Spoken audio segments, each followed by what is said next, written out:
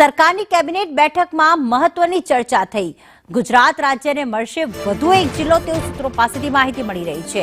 એટલે કે જે બનાસકાંઠા જિલ્લા છે તેને બે ભાગમાં વહેંચીને એક અલગ જિલ્લાની રચના કરવામાં આવી શકે છે।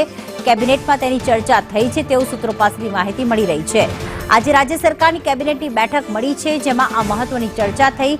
બે જિલ્લા બાબતે મંજૂરી અપાઈ ગઈ છે। મુખ્યમંત્રી કક્ષાએથી હવે આખરી જાહેરાત કરવામાં આવશે જેમાં એક છે બનાસકાંઠા જિલ્લો કે જેને બે ભાગમાં વહેંચવામાં આવી શકે છે। ધવલ અમારી સાથે જોડાઈ ગયા છે। ધવલ, બે જિલ્લાઓને મંજૂરી અપાઈ છે એમાંથી એક છે બનાસકાંઠા જિલ્લો ને તેને બે ભાગમાં વહેંચવામાં આવી શકે છે। કયા વિસ્તારને નવા જિલ્લા તરીકે જાહેર કરવામાં આવી શકે છે, એનાથી શું લોકોને ફાયદો થશે કે નહીં, શું વિગતો?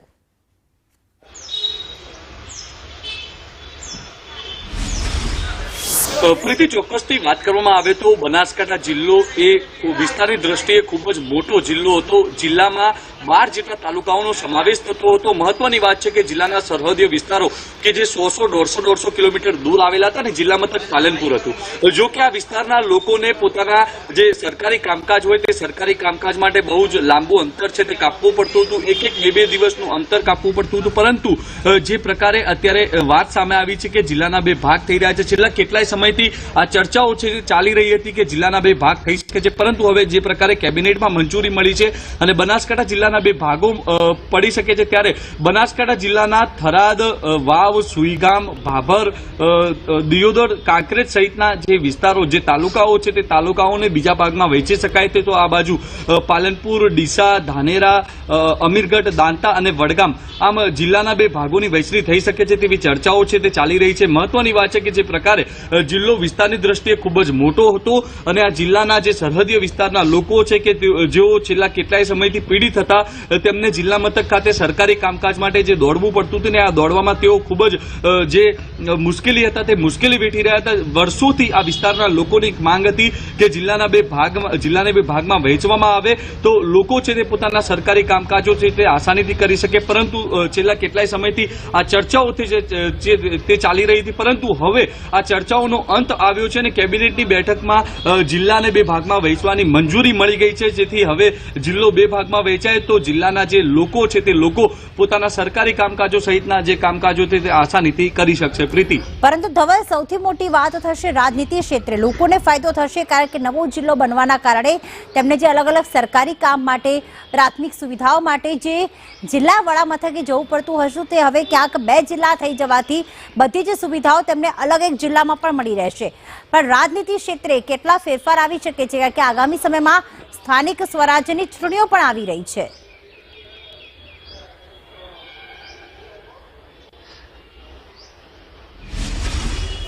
ચોક્કસથી પ્રીતિ, સાથે સાથે રાજકીય ક્ષેત્રની પણ વાત કરવામાં આવે તો રાજકીય હડકંપ થઈ શકે છે। મહત્વની વાત છે કે જિલ્લામાં અત્યારે જે કોંગ્રેસની બેઠકો, એમએલએની બેઠક જોવા જઈએ તો કોંગ્રેસની બેઠકો વધારે હતી, સાથે જ જિલ્લા પંચાયતમાં પણ કોંગ્રેસનો દબદબો રહેતો હતો। જિલ્લાનો સરહદીય વિસ્તાર એ કોંગ્રેસને લીડ અપાવતો હતો, પરંતુ હવે ક્યાંક ને ક્યાંક આ જિલ્લાનું વિભાજન થાય, જિલ્લાના બે ભાગ પડે તો ક્યાંક ને ક્યાંક કોંગ્રેસને ફટકો પણ પડી શકે છે। જે પ્રકારે જિલ્લા પંચાયત જે કોંગ્રેસ હસ્તક રહેતી હતી, જો કે જે સ્થાનિક સ્વરાજ્યની ચૂંટણીઓ આગામી દિવસોમાં આવી રહી છે, શોર્ટ ટાઈમમાં આ ચૂંટણીઓ આવી શકે તેવી પણ શક્યતાઓ છે, તેને જ લઈને અત્યારે તો સ્થાનિક સ્વરાજ્યની ચૂંટણીઓ વચ્ચે આ જિલ્લાના વિભાજનની વાત આવી છે ને તેને જ લઈને અત્યારે તો રાજકીય હડકંપ પણ જોવા મળી રહ્યો છે। મહત્વની વાત છે કે અલગ જે જિલ્લો થઈ રહ્યો છે તે જિલ્લાનું વડુ મથક કયું આવે છે તેને લઈને અનેક ચર્ચાઓ ચાલી રહી છે। એક તરફ થરાદના લોકો છે તે થરાદને જિલ્લા મથક બનાવવા માંગ કરી રહ્યા છે, તો બીજી તરફ થોડા સમય પહેલા દિયોદરમાં પણ એક આંદોલનની રાવ ઉઠી હતી કે દિયોદરને વડુ મથક બનાવવામાં આવે। હવે જે અલગ જિલ્લો જે ઘોષિત થવાનો છે તેનું વડુ મથક કયું આવે તે હવે જોવું સ્પષ્ટ રહેશે। બિલકુલ, વડુ મથક કયું આવે તે જોવું સ્પષ્ટ રહેશે। અમારા આઉટપુટ હેડ મનીષ પુરોહિત પણ અમારી સાથે જોડાઈ ગયા છે। મનીષ, અહીંયા લોકોને ફાયદો થશે કારણ કે તેમને જે એક જ જિલ્લામાં બધું કામ, સરકારી કામ થતું હતું હવે બે જિલ્લામાં થશે, જેના કારણે બહુ દૂર નહીં જવું પડે અને લોકોના વિકાસના કાર્યો વધુ સરળ બનશે। પણ અહીંયા રાજનીતિમાં એટલા ફેરફાર એટલા માટે આવી શકે છે કારણ કે કોંગ્રેસનું અહીંયા કેટલાક જિલ્લા પંચાયત ઉપર કે તાલુકા લેવલે પ્રભુત્વ છે, તેના પર શું ફેરફાર આવી શકે છે? સૌથી મહત્વપૂર્ણ વાત અહીંયા એ છે કે 12,703 ચોરસ કિલોમીટર જેટલું આ ક્ષેત્રફળ મોટું છે અને સૌથી મોટો કચ્છ બાદ વિસ્તારની દ્રષ્ટિએ આ મોટો જિલ્લો છે.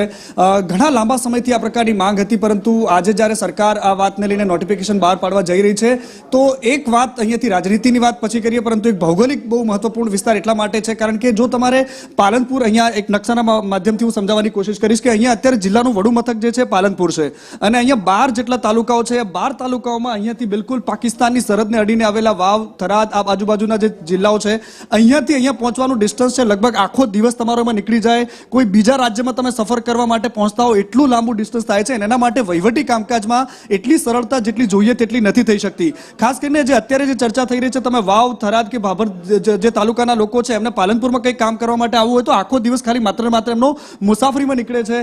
અત્યારે જે ચર્ચા ચાલી રહી છે પ્રાથમિક ધોરણે એમાં એવું કહેવાય રહ્યું છે કે વાવ, થરાદ, દિયોદર, ભાભર, કાંકરેજ આ જિલ્લાઓ જે આ તાલુકાઓ છે એક નવા જિલ્લામાં સમાવેશ થાય ને એનું થરાદ વડું મથક હોય તે પ્રકારની માંગ વર્ષોથી ઉઠી હતી અને કોંગ્રેસના સ્થાનિક નેતાઓથી લઈને ભારતીય જનતા પાર્ટીના આગેવાનો પણ આ જ પ્રકારની માંગ કરતા હતા કે થરાદ એ અત્યારે ડેવલપિંગ જે તાલુકો છે એની સાથે સાથે અત્યારે હોસ્પિટલથી લઈને માર્કેટયાર્ડથી લઈને તમામ ક્ષેત્રોમાં પાલનપુરની પેરેલલ બિલકુલ એક નવું વડું મથક બનાવવાની તૈયારીઓ છેલ્લા ઘણા સમયથી ચાલી રહી હતી અને સહકારી ક્ષેત્રના ઘણા બધા આગેવાનો પણ આ વાવ, થરાદ વિસ્તારમાંથી આવે છે. એટલે થરાદ ઓલમોસ્ટ એવું લાગી રહ્યું છે કે થરાદ આ નવા જિલ્લાનું વડું મથક બની શકે છે. નામ શું રહે છે એના પર સૌ કોઈની નજર રહેશે, પરંતુ બીજી બાજુ ધાનેરા અને ડીસાના લોકોને પણ અહીંયા થરાદમાં સમાવવાની વાત ક્યાંક ચાલતી હતી, ગણગણાટ હતો, પરંતુ ડીસા અને ધાનેરાના ઘણા બધા આગેવાનો આ પ્રકારની માંગ જિલ્લા કક્ષાએ અને રાજ્ય કક્ષાએ પણ કરી છે કે અમને અમારું વડું મથક થરાદ ન કરતા અમને પાલનપુર જ રહેવા દેવામાં આવે, જેથી કરીને અહીંયા વહીવટી સરળતા અમને બની રહે. આ બાજુ તમે જુઓ તો બિલકુલ રાજસ્થાનને અડીને આવેલા અમીરગઢ હોય કે પછી અહીંયા દાતા, બિલકુલ અરવલ્લીને